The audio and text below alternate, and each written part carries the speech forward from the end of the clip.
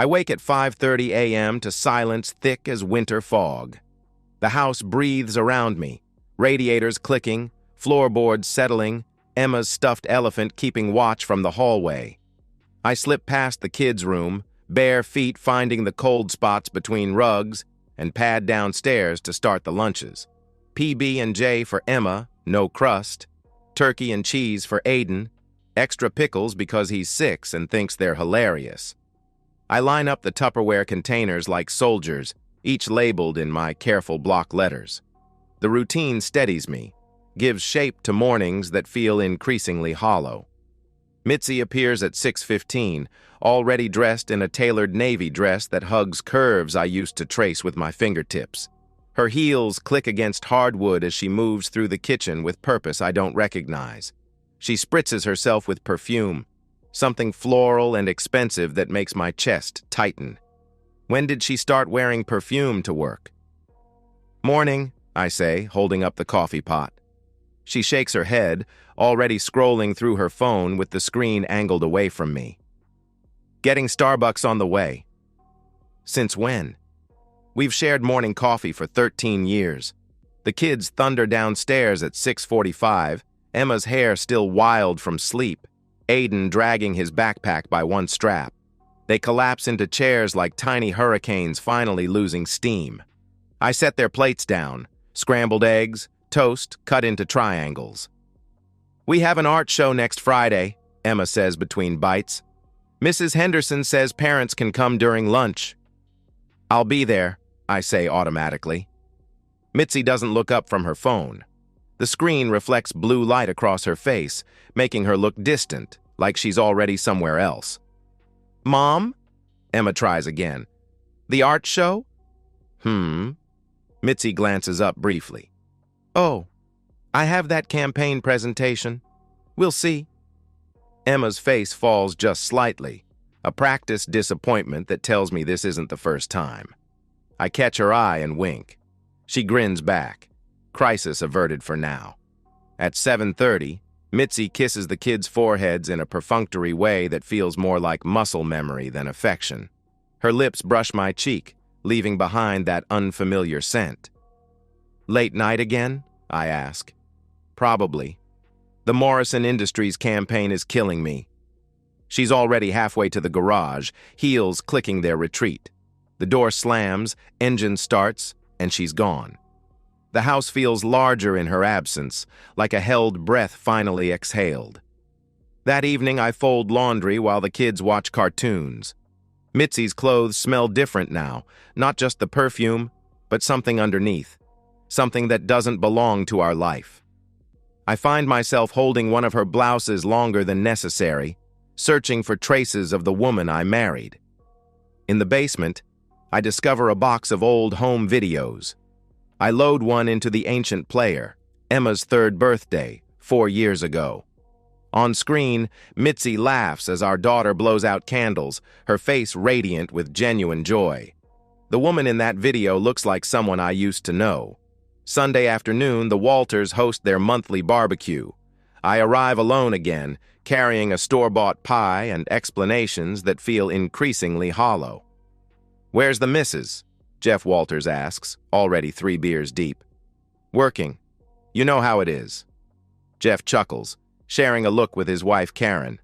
Maybe Mitzi's allergic to fun these days. Laughter ripples through the group. I force a smile and change the subject to baseball, but the words stick in my throat like broken glass.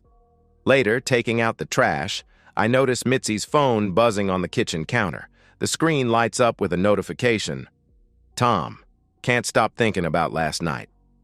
My hands freeze on the garbage bag. The phone goes dark, then lights up again. "Tom, when can I see you again?" I pretend I didn't see it, but the damage spreads through my chest like spilled ink. I take the trash out slowly, breathing night air that tastes of exhaust and dying leaves. Tuesday, Mitzi comes home with shopping bags from a boutique I've never heard of. She models a silk blouse that costs more than our weekly grocery budget. "For work," she explains. But she's looking at herself in the mirror, not at me. Her reflection smiles back with a secret I'm not allowed to share. Wednesday, I catch her texting at the breakfast table, fingers flying across the screen. When I walk into the kitchen, she quickly locks the phone and sets it face down. Everything okay? Just work stuff. But she won't meet my eyes.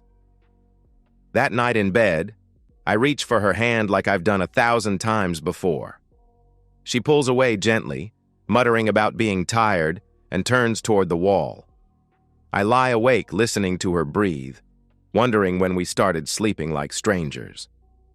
Thursday passes in a blur of routine punctuated by small rejections. Friday evening, after the kids are asleep, I find myself scrolling through old photos on my laptop. Lake Geneva, 2 summers ago. Mitzi barefoot in the sand, laughing at something Aiden said. Emma building castles while we held hands and watched waves chase the shore. The memory feels borrowed from someone else's life. My inbox chimes. New message from Anonymous. No subject line. My cursor hovers over it for a long moment before I click. 2 photos load slowly. The first shows Mitzi at a hotel bar, standing close to a man in an expensive suit. Too close. Their body language speaks a language I've never learned to read.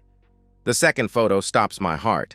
They're kissing under neon light, her hand on his chest, his fingers tangled in her hair. The timestamp reads, Tuesday, 8:47 p.m. The same Tuesday she texted me about staying late for a client dinner. I stare at the screen until the images burn themselves into my retinas. The man has dark hair and confident shoulders. He looks like everything I'm not, polished, powerful, dangerous. I close the laptop and sit in darkness, listening to the house settle around me. Upstairs, Mitzi sleeps peacefully while my world quietly tears itself apart at the seams. The photos feel unreal in the morning light, like frames from someone else's nightmare. I check them again. Mitzi's necklace, the one I bought her for our anniversary, catches the hotel's neon glow. Her posture, the way she tilts her head when she laughs, the small scar on her wrist from when Emma was learning to walk. Every detail confirms what I don't want to believe. I pull up Mitzi's calendar on the shared iPad. Tuesday. Client dinner, Morrison Industries. Don't wait up. The exclamation point mocks me now. I create a new folder on my laptop. Doc receipts. Innocent enough if anyone sees it. I save the photos and delete the email, but the images remain burned into my memory like brand marks. The next few days pass in a strange double exposure. I watch Mitzi move through our life with new eyes, cataloging every detail. She's cheerful with the kids, patient with Emma's homework struggles, gentle when Aiden spills juice on his school clothes. But when we're alone, she becomes someone else, distant, distracted, checking her phone with the practiced secrecy of a spy. Why does Mom smell like Uncle Jeff's cologne now? Emma asks Friday morning, wrinkling her nose as Mitzi hurries past. My coffee cup freezes halfway to my lips. Maybe she borrowed his car freshener? Emma shrugs, already moving on to more important things like whether dinosaurs could swim. But I start logging everything. When Mitzi leaves, when she returns, what she wears, how she smells when she comes home. Tuesday morning, after the kids catch their bus, I corner Mitzi at the kitchen table.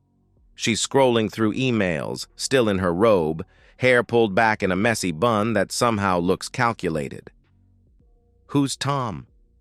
Her body goes rigid. Coffee cup halfway to her lips, steam rising between us like a curtain. For a moment, I think she might tell the truth. Instead, she sets down the cup and looks at me with eyes that have gone completely cold. He's just someone I talk to. Talk to. This has nothing to do with you, Jake. The words hit like physical blows. I lean back in my chair, studying this woman I've shared a bed with for 13 years. Her face shows no guilt, no shame, just irritation at being questioned. Tom is leaving in 3 months, she continues, as if discussing a work project. This won't last. But I need this. for me. She makes it sound like therapy, like meditation, like something healthy and necessary, not betrayal, not the systematic destruction of everything we've built together. You wouldn't dare file for divorce. Her voice carries a smirk I've never heard before. Mothers always win. You'll be renting some sad little apartment with IKEA furniture while I keep the house, the kids, everything that matters. The casual cruelty of it leaves me speechless. She stands, adjusts her robe like armor, and walks away. I sit at the table listening to her shower run, wondering if the woman I married ever existed, or if I've been living with a stranger for 13 years. That afternoon, I drive to Leah's school. My sister teaches 4th grade in the next district over, and her classroom after hours feels like a sanctuary. Construction paper artwork covers the walls, rainbows and stick figure families that believe in happy endings. She said, "What?" Leah's voice could cut glass. I repeat Mitzi's words while Leah paces between tiny desks. My sister is 5 years younger but has always been the fierce one, the protector, the one who fought my battles when we were kids. "Get a lawyer," she says. "Now, before she does. Maybe if I just... Jake." Leah stops pacing and grabs my shoulders. "This isn't a phase. This isn't stress. She's planning to destroy you while keeping everything she wants. Don't let her." On the drive home, I stop at Calvin Morrison's house. Cal has lived next door for 8 years, waters our plants when we travel, accepts packages when we're not home. He's outside washing his truck, country music drifting from a Bluetooth speaker. "Hey, stranger," he calls out. "Haven't seen you at the hardware store lately." We chat about lawn mowers and the weather. Then, with studied casualness, Cal mentions seeing Mitzi at the Sheraton parking lot last week. "Didn't know she was into suits," he jokes, not understanding the knife he's just twisted in my chest. "Figured her for more of a jeans and flannel type, you know." I drive home with Cal's words echoing in my ears. The Sheraton, where the photos were taken. How many people have seen her? How long has this been going on? That night, I place a small voice recorder under the kitchen table while Mitzi gives the kids their baths. $20 insurance from Radio Shack, the kind private investigators use in movies. When she comes downstairs, I start a conversation about her work life. Casual questions about projects and deadlines, the kind of shop talk we used to share. She relaxes, maybe thinking I've accepted her explanation. Within minutes, she's confessing everything. Not intentionally, she still thinks I'm the same trusting fool I've always been. But the details spill out. Tom from New York, the hotel meetings, even laughing about the conference room at Morrison Industries where they had sex while her colleagues worked late downstairs. I sit there nodding and asking follow-up questions like a good husband, while inside I'm falling apart and building myself back up simultaneously. The recording runs for 47 minutes. When I finally turn it off and delete it from the device's memory, I have enough evidence to destroy her.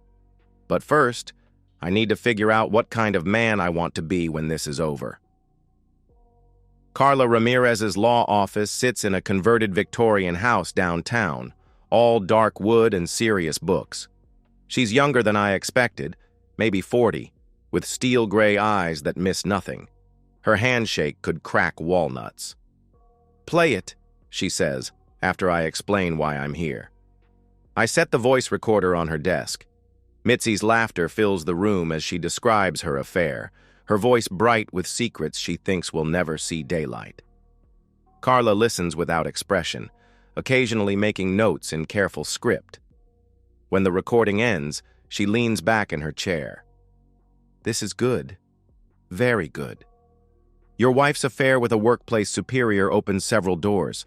I can argue for shared custody and likely get any alimony claim denied."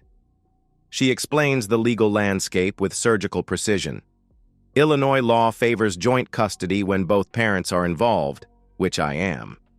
Mitzi's threats about mothers always winning are mostly bluster, especially with evidence of misconduct. "But you need more than this," Carla continues. "Digital evidence, paper trails, Documentation of the timeline. Can you get that? I can. At home, I set up a systematic evidence collection system. Screenshots of shared calendar entries, time-stamped automatically. Cloud backup data from our family Apple account that Mitzi forgot I had access to. GPS logs from our shared car account showing trips to the Sheraton when she claimed to be at client dinners. The text messages between Mitzi and Tom make my stomach turn. Explicit discussions of hotel rooms and creative uses of Morrison Industries office space. Worse are the casual dismissals of our family, our marriage reduced to an inconvenience they have to work around. Jake won't notice, Mitzi writes in one thread. He's too busy being the perfect dad to pay attention to anything else. I screenshot everything, organize it by date, cross-reference with her public calendar. The pattern that emerges is devastating. A systematic campaign of deception that spans months, not weeks.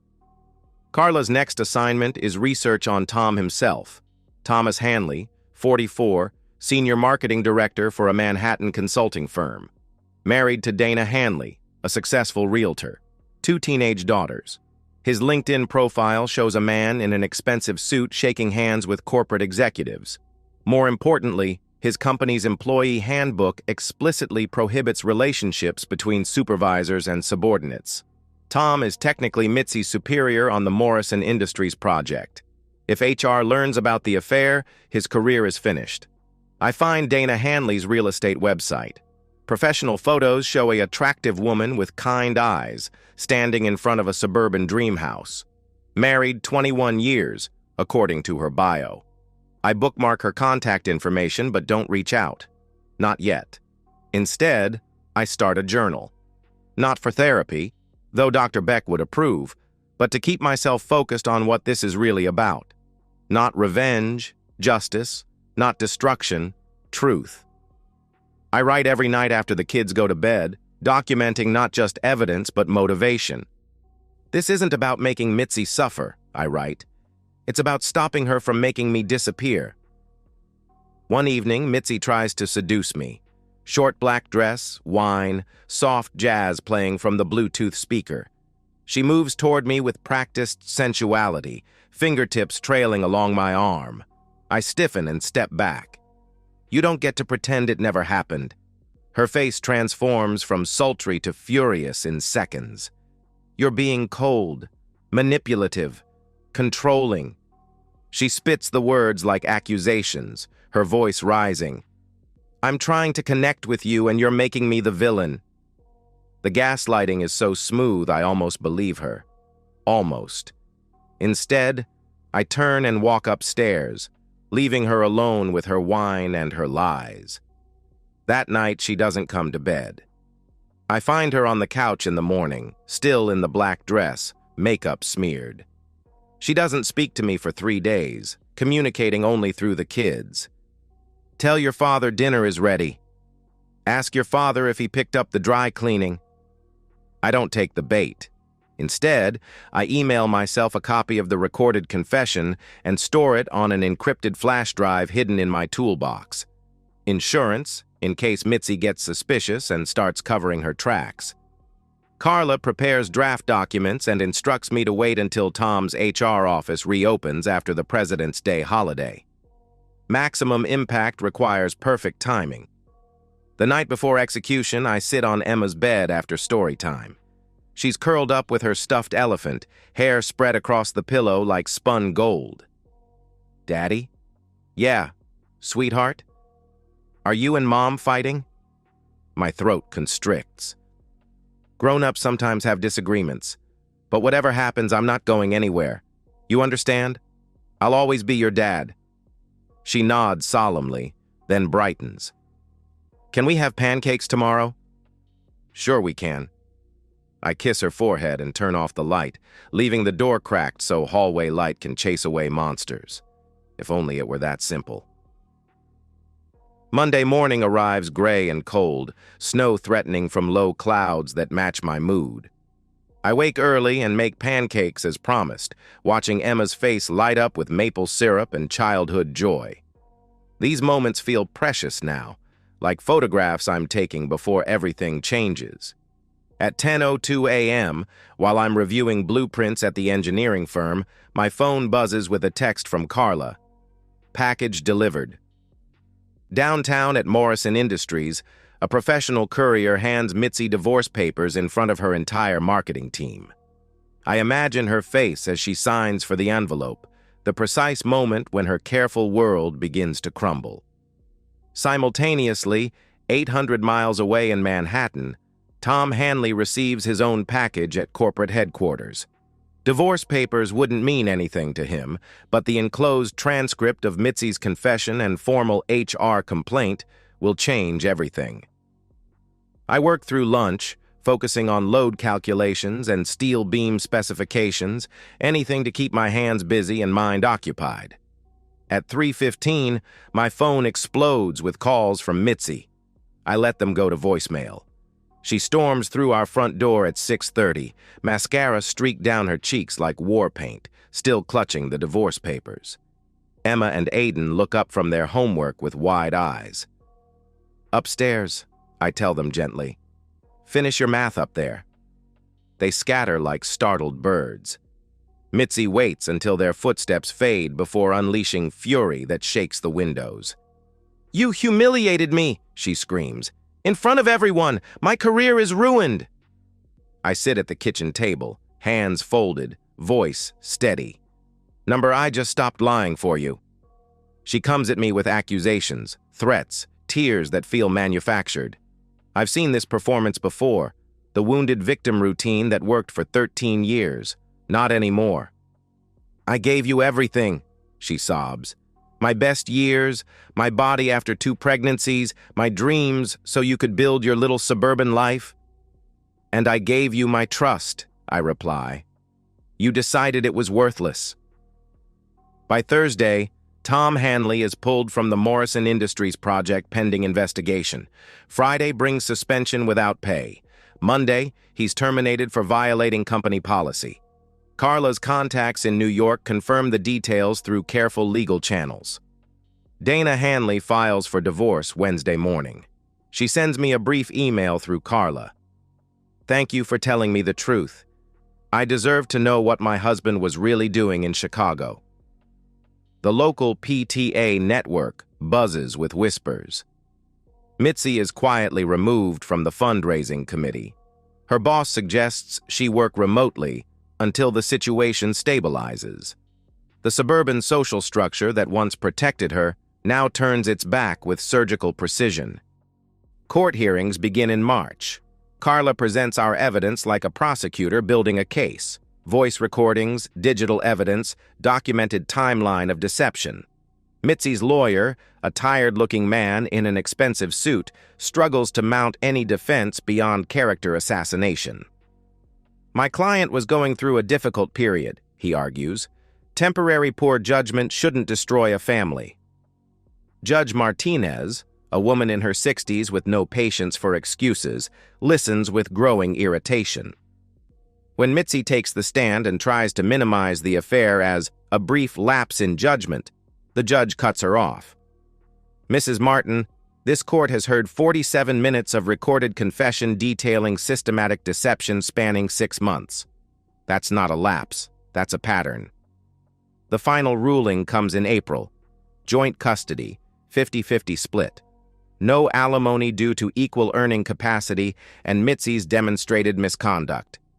I get the kids alternating weeks, holidays split fairly, school events shared.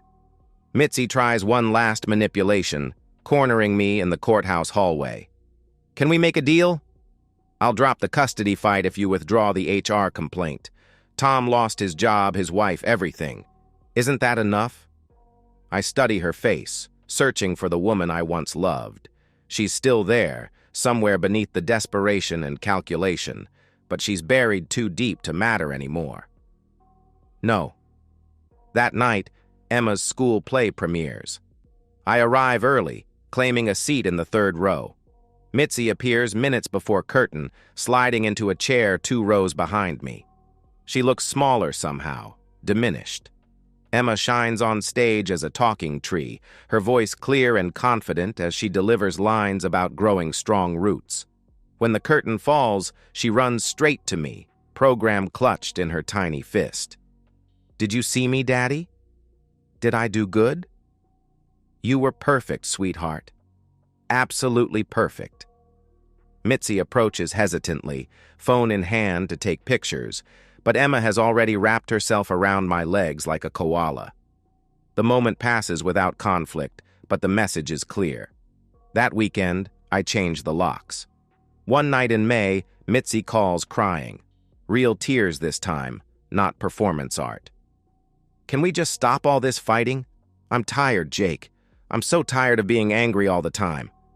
I consider her words, sitting in my new apartment kitchen with coffee growing cold. Through the window, I can see the elementary school playground where Emma and Aiden spend their afternoons. "I'm not fighting," I tell her finally. "I'm just finished." The line goes quiet except for her breathing. "I never meant for it to go this far," she whispers. "Yes, you did. You just never thought I'd figure it out." I hang up and turn off the phone. Outside, streetlights paint everything in amber, and the world feels still and clean, like air after rain. My new apartment sits in a complex built around a courtyard where kids ride bikes and parents drink coffee on weekend mornings. 2 bedrooms, hardwood floors, windows that face east, so Emma and Aiden wake up to sunshine when they stay with me. The first night they spend here, we hang their drawings on the walls, rainbows and stick figures and a portrait Emma drew of all of us as superheroes. The refrigerator fills with school notices and soccer schedules, creating the architecture of a life that's mine again. I buy a dining table from Craigslist, solid oak that an elderly couple refinished themselves before moving to Florida. 8 chairs, even though we only need 3. The seller throws in placemats with roosters on them that make Aiden giggle every morning. "Why roosters, Daddy?" "Because they wake up happy every day." At Mitzi's house, things unravel with mathematical precision. Her marketing manager begins CCing HR on all communications. Projects get reassigned to colleagues who offer thin smiles and careful distance. The career she built with such careful ambition crumbles like sandcastles at high tide. I never speak badly about Mitzi to the kids, though Emma asks questions that slice through my chest. "Why doesn't Mom smile anymore?" "Grown-ups sometimes go through sad times," I tell her. "But it's not your fault, and she still loves you very much." When Aiden wonders why Mommy's house smells different now, I realize Mitzi has stopped wearing that floral perfume. Without Tom in her life, she's reverted to the unscented soap and shampoo of someone who's given up trying to impress anyone. At the grocery store, I watch former friends cross to different aisles when they see Mitzi approaching. The social fabric of our suburban life, once so welcoming and supportive, has quietly blacklisted her. Not cruelly, suburban women are too polished for open cruelty, but completely. Leah invites me to a men's support group that meets Thursday nights in a church basement. Fluorescent lights and folding chairs and coffee that tastes like it was made yesterday, but the stories these men tell help me understand I'm not alone.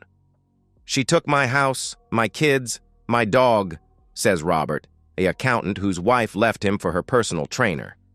"But I realized something. She couldn't take who I was before I met her. That guy was still in there, just buried under 15 years of trying to make her happy." Dr. Alan Beck, my therapist, helps me excavate that buried version of myself.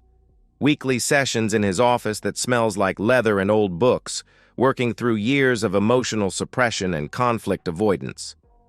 "You spent 13 years trying to be the perfect husband," he observes during our 6th session. "What would happen if you just tried to be Jake?" I find my old mountain bike in the garage, clean the rust off the chain, and start riding forest trails along the river after work. My legs remember rhythms I'd forgotten, and my lungs remember how to work without the constant weight of anxiety pressing down. Mitzi sends texts that swing between apologetic and hostile like a broken pendulum. "I know you hate me, but the kids need stability." "You ruined my life for what? Your ego?" "I'm sorry. I'm so sorry. I never meant to hurt you. You're turning my children against me. I read them all but never respond. She's shouting into a void now, and the silence I give her is the most honest communication we've shared in years. In June, Emma wins second place in the district spelling bee. I sit in the front row of the school auditorium, phone ready to record every moment. Mitzi arrives late and sits toward the back, but when Emma stumbles over exhilarating, I'm the one she looks to for encouragement. "You've got this, sweetheart," I mouth, and she nods, takes a breath, and nails it on the second try. After the ceremony, Emma runs straight to me with her ribbon, leaving Mitzi standing alone by the auditorium exit. The image stays with me. My ex-wife isolated while our daughter chooses the parent who shows up, pays attention, celebrates victories without reservation. For Aiden's 7th birthday, I throw a party at the neighborhood park. Nothing elaborate. Sheet cake from the grocery store, balloons tied to picnic tables, a cooler full of juice boxes, and the kind of cheap beer fathers drink while their kids play. But every invited family shows up, and Aiden glows with attention from friends who've accepted this new normal.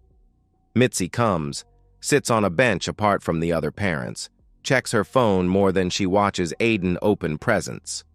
When he blows out candles and makes a wish, she smiles, but it doesn't reach her eyes. Driving home that night with tired, happy kids singing off-key in the back seat, I realize something has shifted inside my chest. The constant ache of loss and betrayal has been replaced by something lighter. Not happiness exactly, but possibility. I sleep through the night for the first time in months. 6 months later, I arrive early at Lincoln Elementary for Emma's winter recital. The multi-purpose room buzzes with parents claiming seats and adjusting phones for recording. I choose a spot in the 3rd row, close enough to see Emma's face when she spots me in the audience. Mitzi enters as the lights dim, moving quietly to a seat in the 2nd row. Her hair lacks its former polish, pulled back in a simple ponytail that suggests practicality over style. Her phone stays in her purse, a small miracle I wouldn't have believed possible a year ago. Emma and Aiden appear on stage wearing matching red scarves, part of the winter chorus singing songs about snow and friendship and making wishes on stars. Emma's voice rises clear and strong above the others when she gets her solo verse, and I record every second while my heart swells with pride. When the final song ends and the children take their bows, Emma scans the audience and finds my face. Her smile could power the building. Aiden waves from the back row, still shy about performing but proud of his big sister. After the applause fades and families begin filtering out, Emma runs straight into my arms, red scarf flying behind her like a superhero cape. "Did you hear my solo, Daddy? Did I remember all the words?" "Every single one," I tell her, lifting her off her feet. "You were incredible." Aiden joins us, still wearing his scarf, and grabs my free hand. We stand there in the emptying multi-purpose room, a small constellation of 3, while other families gather coats and car keys and move toward parking lot conversations. Mitzi approaches slowly, uncertain. She offers a smile that feels genuine, if fragile. "They were wonderful," she says. "They were," I agree. We nod at each other, polite strangers who happen to share the most important thing in either of our worlds. No anger in the exchange, no bitterness. Just acknowledgement that we both love these children, even if we can no longer love each other. Back at the apartment, I make hot cocoa while Emma and Aiden hang their performance scarves by the door like trophies. The ritual feels solid, something we'll remember years from now when they're grown and living their own lives. On the refrigerator hangs a new family photo, the 3 of us in front of the apartment building last summer, squinting into afternoon sun and laughing at something Aiden said. We look happy. More importantly, we look real. That night, after the kids fall asleep in their twin beds, I update the blog I started 3 months ago. Co-parenting after betrayal. Gets a few hundred readers now, mostly men navigating their own divorces, but sometimes women too, wives whose husbands left them for someone younger or richer or more exciting. Tonight's post is about forgiveness, not the kind Hallmark movies sell, but the messier, more practical version that lets you sleep at night and focus on your children during the day. A reader comments, "How do you get past the anger? I wake up wanting to burn everything down." I type my response carefully. You don't have to win. You just have to heal. Winning implies someone else has to lose, and your kids don't deserve to lose either parent. Healing means you get to be whole again, regardless of what anyone else chooses to do. Before closing the laptop, I look at myself in its dark screen. The reflection shows a man I recognize, leaner than before, with lines around his eyes that come from squinting into sunlight instead of straining to see in darkness. I like who I see. In the bedroom, I set my alarm for 6:30. Tomorrow is Saturday, which means pancakes and park visits and whatever adventure two kids can dream up in a day that belongs entirely to us. Mitzi got the house, the furniture, the calendar we built together over 13 years of marriage. She kept the physical artifacts of our shared life. But I got something she can never take back. The version of myself that loved unconditionally, trusted completely, believed in promises made at altars and in quiet moments between heartbeats. That version is mine again, scarred but stronger, cautious but not cynical. She lost the man who would have done anything to make her happy. And that's something she can never get back. I turn off the light and listen to the apartment settle around us. Emma murmurs something in her sleep, probably dreaming of standing ovations and perfect performances. Aiden's breathing comes steady and deep, the rhythm of a child who feels safe in his world. Outside, snow begins to fall. The first real snow of winter, the kind that transforms ordinary landscapes into something magical by morning.